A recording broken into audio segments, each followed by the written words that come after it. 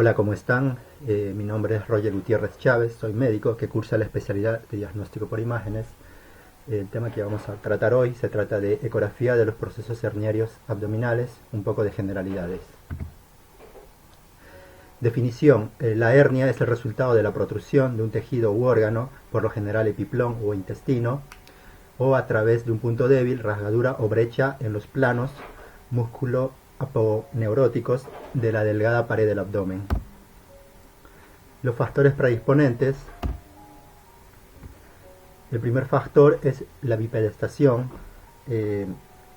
Esto se da porque fuimos evolucionando desde los primates, que tenían una posición, se podría decir, de 4 patas, y eventualmente fuimos adquiriendo una posición más erguida. Entonces la presión en el abdomen bajo se fue incrementando y esto da como consecuencia los procesos herniarios. Otros factores predisponentes que hay que tener en cuenta es la edad, el sexo, la herencia y la obesidad, más que todo. Factores desencadenantes lo pueden dar la tos intensa, la constipación, la hipertrofia prostática, el embarazo, el trabajo forzado y los deportes de fuerza. Clasificación según el contenido del saco herniario. Pueden ser saculares, incipientes con pequeño saco, lipomatosas con grasa preperitoneal, epiplón. Pueden ser viscerales con algas intestinales. En este esquema podemos mostrar lo que sería la línea alba y las diferentes hernias epigástricas, umbilicales, periumbilicales, las hernias de Spiegel, las femorales o crurales, las inguinales directas e indirectas. Más adelante vamos a tratar más a fondo esto. Bueno, hernias inguinales tienen una tasa de frecuencia de un 80%, y de estas las más frecuentes son las indirectas. Bueno, la hernia inguinal es un saco herniario que discurre por el conducto inguinal, por encima del ligamento inguinal, o llamado también arcada de pupar. Son mucho más frecuentes en los hombres y pueden ser inguinoescrotales. Se subdividen en dos: indirectas y directas. Las indirectas u oblicuas, como dije, son las de mayor frecuencia, un 95%, van por dentro del conducto inguinal, por fuera de los vasos epigástricos, y pueden llegar hasta el escroto. Las directas u oblicuas internas, en un 5%, cuando el contenido protruye medial a los vasos epigástricos a nivel del triángulo de Hesselbach. Y las umbilicales, en un 2%, por distensión del anillo umbilical, son frecuentes en aumentos del perímetro abdominal, obesidad, ascitis, embarazo, etc. Y en los infantes. Este apartado que les voy a mencionar es muy importante. Los vasos epigástricos inferiores, superficiales y profundos son ramas de la arteria ilíaca externa, y los vasos epigástricos superiores son ramas de la arteria mamaria interna. ¿Por qué hago hincapié en esto? Los vasos epigástricos nos van a servir de referencia para poder saber a qué hernia inguinal corresponde, si es directa o indirecta. Las hernias crurales o femorales, en un 0,5%, son las más frecuentes en las mujeres. Discurren por debajo del ligamento inguinal o arcada de pupar, por el anillo inguinal o femoral, donde pasan los vasos femorales en el triángulo de Scarpa. Como este anillo es muy rígido, son las que más frecuentemente se complican. Las hernias epigástricas, en un 5%, se dan en la línea media, a través de la línea alba, desde el apéndice sifoide hasta el ombligo. Y luego están las hernias anterolaterales o de Spiegel, de 0,1 a 1% en frecuencia. Se producen a través de la línea entre el borde externo del resto anterior del abdomen y la inserción aponeurótica del oblicuo mayor, externo e interno, y el músculo transverso. Existen 1000 casos publicados hasta el 2014. Las hernias incisionales o eventraciones se producen por la deficiencia de suturas o debilidad de la pared luego de una cirugía abdominal. Son las segundas más frecuentes. Representan el 2 al 15% de las cirugías abdominales. En este gráfico se muestra el número 13, lo que es la línea alba. En el número 14, la línea semilunar. Tenemos acá el número 7, el ligamento inguinal o arcada de pupar. Y tenemos este triángulo, que sería el triángulo de Scarpa, en azul y este en verde tenemos el triángulo Hesselbach. En rojo tenemos las arterias epigástricas inferiores. Acá tenemos el canal inguinal y el conducto inguinal, ¿no? Entonces tenemos las hernias epigástricas con el número 1, tenemos las hernias umbilicales en el número 2, las hernias hipogástricas más abajo, las hernias inguinales directas que discurren por el triángulo Hesselbach y las hernias inguinales indirectas que discurren lateral a los vasos epigástricos por el canal inguinal, las hernias de Spiegel que discurren acá en el número 6, como dije, por el borde externo del recto anterior en la inserción de la saponeurosis del músculo transverso y los músculos oblicuo interno y externo. Y después por debajo de la arcada de pupar o ligamento inguinal se encuentra la hernia crural que discurre por el canal femoral medial a los vasos femorales comunes. Más adelante vamos a seguir hablando de eso. Más de lo mismo, el mismo esquema amplificado. Las hernias según su clínica pueden ser reductibles, se reintroducen con facilidad en la cavidad abdominal, son blandas y depresibles, aparecen con los esfuerzos y las maniobras de Valsalva. Las encarceladas o irreductibles son todas las que no pueden ser reintroducidas. Con pérdida de derecho a domicilio, esta es parecida a las irreductibles o encarceladas, pero el contenido es mucho mayor y puede haber presencia de adherencias. Son las hernias fijadas. Las estranguladas son duras, irreductibles, muy dolorosas, se acompañan de riesgo de necrosis del contenido herniario por compromiso vascular. Esto es un cuadro de emergencia. Bueno, hablando de las hernias crurales o femorales. En este gráfico de acá vemos en flecha negra lo que sería el ligamento inguinal o arcada de pupar, y por debajo tenemos a los vasos femorales comunes, tanto la vena y la arteria femoral, y medial a los vasos por el canal femoral discurre lo que sería la hernia crural femoral. En este gráfico tenemos un ultrasonido en un corte transversal oblicuo. El paciente estaba parado, donde se puede ver una hernia femoral de contenido grasa del mesenterio. Vemos la vena y la arteria. Siempre la vena en ecografía o en general se ve de mayor diámetro a comparación de la arteria. En esta otra imagen es de la región derecha. Vemos lo que sería la vena y la arteria. Esta es una ecografía normal de la región crural.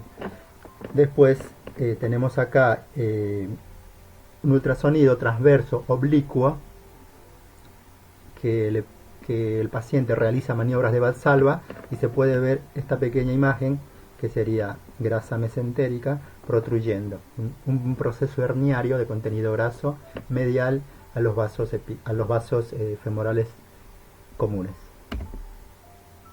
Las hernias inguinales. Como dije, la hernia inguinal puede ser directa e indirecta. Las directas discurren por el triángulo de Hesselbach, ¿sí? Atraviesan la fascia transversalis, son mediales e internas con respecto a los vasos epigástricos inferiores. Las hernias inguinales indirectas discurren por el conducto inguinal, laterales o externas con respecto a los vasos epigástricos.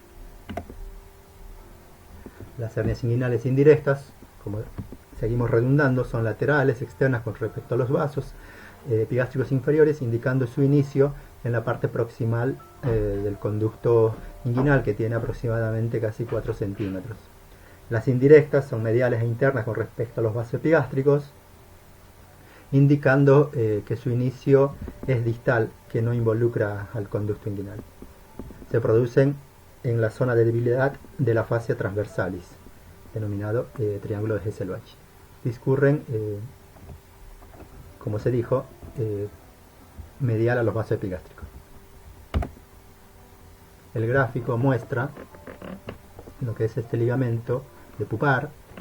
Vemos los vasos epigástricos inferiores, vemos el conducto deferente por donde pasa el canal inguinal y por donde protruyen las hernias inguinales directas, siempre lateral o externo a los vasos epigástricos inferiores, y acá medial a los vasos epigástricos atravesando la fascia transversalis, discurren las hernias inguinales directas. En el gráfico se muestra en general los tipos de hernia de la región inguinal. Ya les había hablado de las hernias inguinales crurales, ¿no?, que discurrían medial a los vasos femorales, por el canal crural o por el canal femoral, por debajo del arcade pupar. En cambio, las hernias inguinales directas, esta de acá que estoy mostrando, discurren por encima del ligamento inguinal o arcade pupar, medial a los vasos epigástricos, atravesando la fascia transversalis del triángulo de Hesselbach. Y acá la hernia inguinal indirecta se encuentra ubicada por encima igual del arcade pupar, lateral a los vasos epigástricos. Bueno, en esta imagen es un ultrasonido transversal en escala de grises de la región inguinal derecha, donde se muestra una hernia inguinal con contenido intestinal. Entonces, en esta flecha que marca vemos lo que sería el vaso epigástrico inferior, y medial se encuentra lo que es la hernia de contenido intestinal. ¿Sí? Y medial a los vasos epigástricos se encuentra este contenido herniario. Las flechas de acá señalan el cuello, y esta imagen de acá sería contenido de grasa mesentérica. Grasa mesentérica e intestino. En esta otra imagen, en ultrasonido, en escala de grises, le aplicamos Doppler color y podemos ver la misma hernia inguinal directa del lado izquierdo, donde vemos cómo realza los vasos epigástricos, ¿sí? Vemos la hernia y el cuello. Bueno, y en este gráfico les muestro lo que es el proceso herniario del directo, de la hernia inguinal directa, ¿no? Y en esta otra imagen vemos un proceso herniario de hernia inguinal directa que discurre medial a los vasos epigástricos, ¿no? Sería la región inguinal izquierda. Acá tenemos también un vaso epigástrico, esta sería la región inguinal derecha, y vemos cómo protruye este contenido herniario con contenido intestinal, y la flecha de acá señala el cuello. A este mismo paciente se le hace una tomografía con contraste en un corte axial, se lo realiza por otros motivos, y donde se puede ver la hernia que tiene grasa y que tiene líquido. No se logró ver las masas intestinales, y este punto blanco, que es de mayor densidad, sería los vasos epigástricos. Bueno, acá en este ultrasonido, en un corte transversal, podemos ver los vasos epigástricos inferiores, y las flechas de acá señalan dos cuellos herniarios, acá y acá, y que tiene contenido de grasa mesentérica. Entonces, uno está medial y el otro está lateral a los vasos epigástricos. Esto es lo que se los denomina como hernias en pantalón. Sería dos procesos herniarios en uno.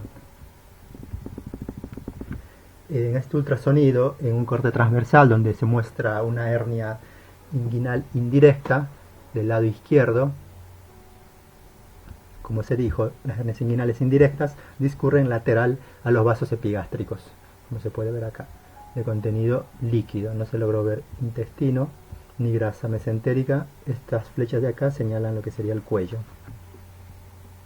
de la hernia o el anillo. Clasificación de las hernias inguinales indirectas según su penetración.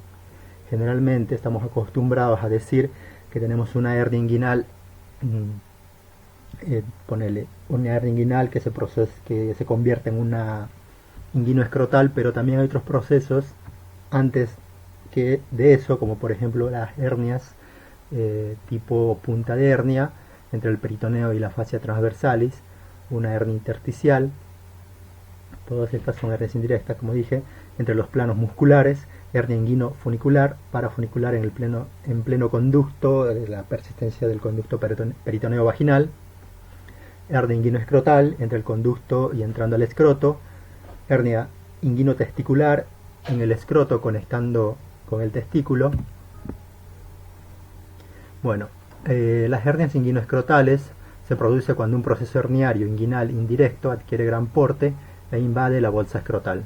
Esto se debe a la comunicación del conducto inguinal con la bolsa escrotal mediante el conducto peritoneo vaginal, en este caso incontinente, por donde discurre normalmente el cordón espermático hasta conectarse con el testículo.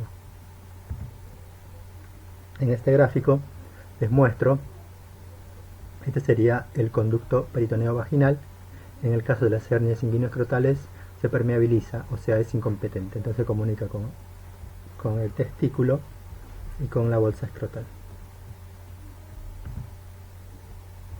Bueno, acá tenemos una hernia inguinoescrotal surgiendo por el canal inguinal, lateral o externo a los vasos epigástricos por encima del arcada de pupar, atraviesa el canal inguinal por la persistencia del conducto peritoneo vaginal y entrando lo que sería la bolsa escrotal derecha.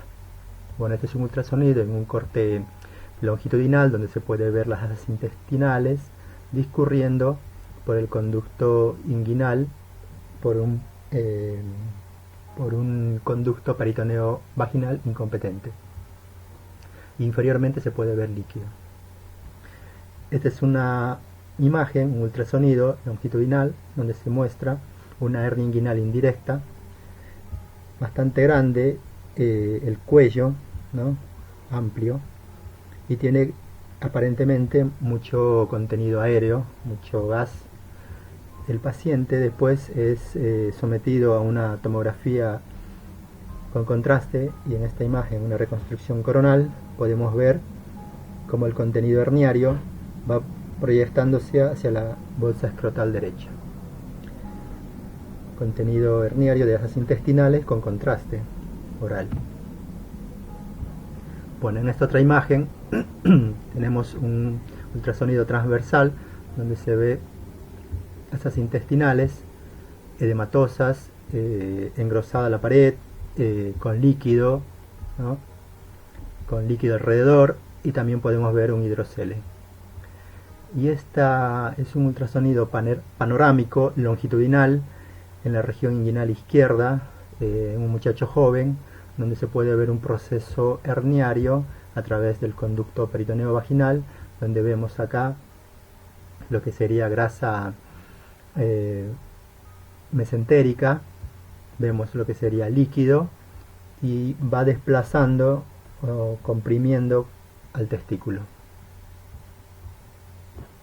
En este ultrasonido, en un corte longitudinal, se muestra una hernia inguinal indirecta extendiéndose hacia el escroto en un paciente masculino.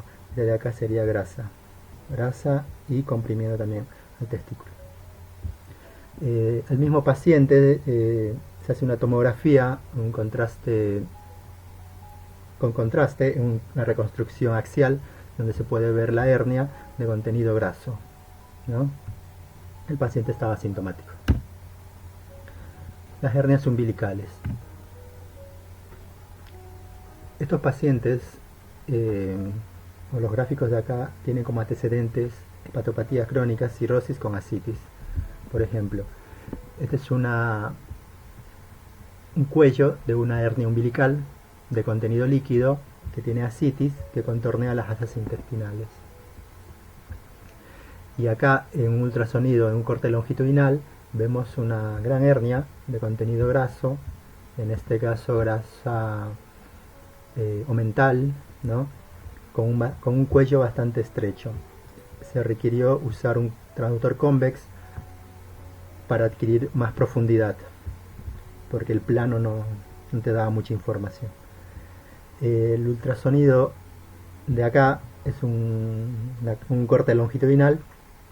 Podemos ver una hernia umbilical dolorosa, vemos el cuello bastante estrecho, vemos que tiene líquido, y esto que parece que fuera grasa omental, se le aplica Doppler al mismo paciente se puede ver que es vascularizado, entonces se interpreta como circulación colateral por la enfermedad de base, por la cirrosis hepática que tenía.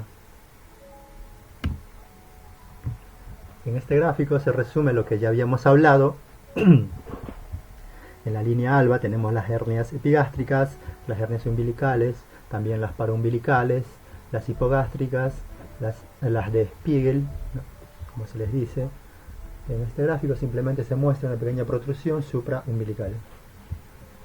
En esta imagen, un ultrasonido de un corte longitudinal en una mujer joven que ya había tenido como antecedente 2 embarazos, se puede ver en grasa omental protruyendo por un anillo inguinal muy estrecho, por un anillo herniario muy estrecho.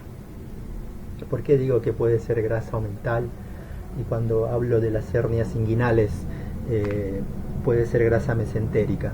Generalmente la grasa omental, que sería la grasa del epiplón mayor o del omento, cubre generalmente la parte casi superior y parte inferior del abdomen. En cambio, las hernias inguinales, como están en la zona más baja, generalmente ahí tenemos grasa del mesenterio, ya sea del mesocolon o del intestino delgado.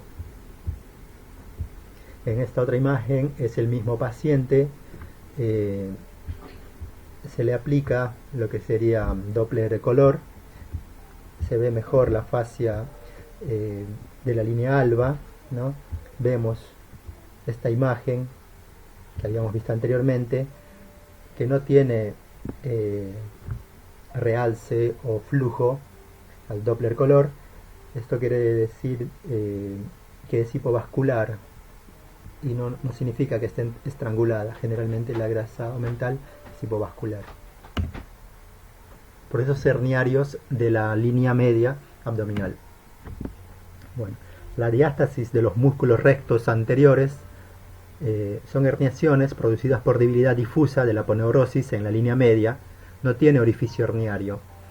Las hernias epigástricas son procesos herniarios genuinos, producidos por la solución de continuidad aponeurótica y tiene orificio herniario.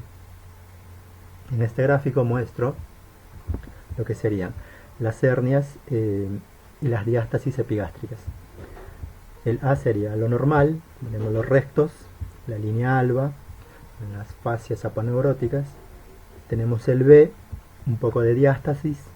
El C es una diástasis franca con herniación. Y tenemos el D, que sería una hernia epigástrica central simétrica. Y el E tenemos una hernia epigástrica asimétrica. Los gráficos te muestran una diástasis moderada, una diástasis severa, ¿no?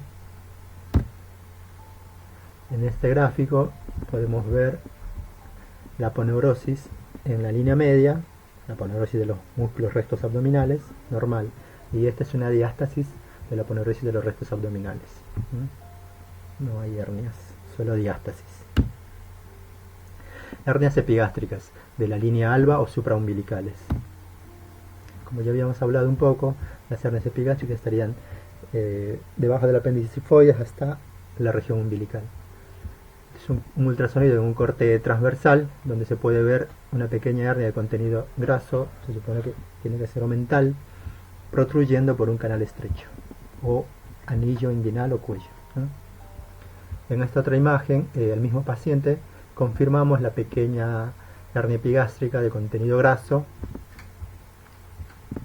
entre las fascias aponeuróticas de los rectos abdominales. Las hernias de Spiegel. Acá tenemos el recto abdominal, la hernia, el cuello de la hernia y contenido graso. En este caso puede ser omental o mesentérico. En esta imagen tenemos el recto abdominal, la herniación, ¿no? Como se había dicho anteriormente, la hernia de Spiegel generalmente se da por una incompetencia de las fascias, de las aponeurosis del músculo en su borde externo, que sería del recto anterior, del oblicuo externo e interno y del músculo transverso. Bien, acá tenemos una hernia de Spiegel lateral o externo al recto anterior y parece que es de contenido colónico. Y acá un poco ya entrando en lo que serían las hernias lumbares, tenemos una tomografía con contraste oral, donde podemos ver un contenido graso protruyendo por lo que sería la región lumbar superior, es lo que se conoce como las hernias de Greenfeld. Bueno, en este gráfico podemos ver las hernias umbilicales, una que sería la hernia de Greenfeld, surgiendo en el triángulo lumbar superior, que estaría conformado o limitado por el músculo erector espinal, por el músculo músculo erector espinal medialmente, por la 12ª costilla y por el músculo oblicuo lateral. En cambio, lo que son las hernias de Petit, que discurren por el triángulo inferior lumbar, protruyen limitándose medialmente por el músculo dorsal ancho, lateralmente por el músculo oblicuo interno y por el músculo oblicuo externo, e inferiormente con la cresta ilíaca. Las hernias incisionales o eventraciones. Bueno, el gráfico te muestra una hernia umbilical común con un anillo o cuello herniario bastante estrecho de contenido graso.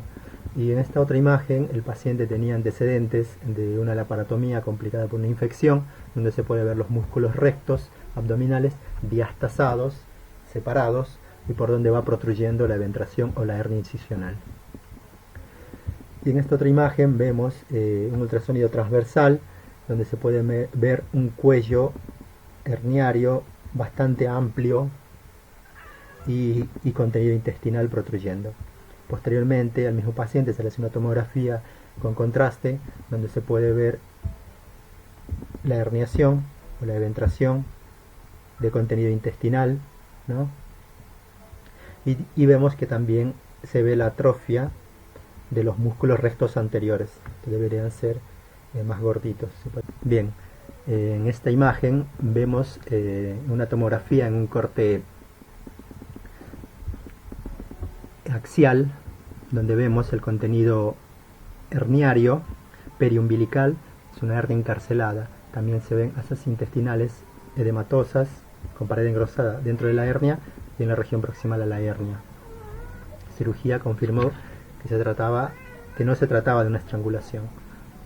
Y en esta otra imagen tenemos una tomografía en un corte coronal con contraste después de una operación de un aneurisma aórtico, donde se puede ver una gran hernia incisional, ¿sí? De contenido graso, tanto mesentérico y omental, asas intestinales, y también se puede ver lo que es el colon sigmoides con pared engrosada. Muy bien, gracias.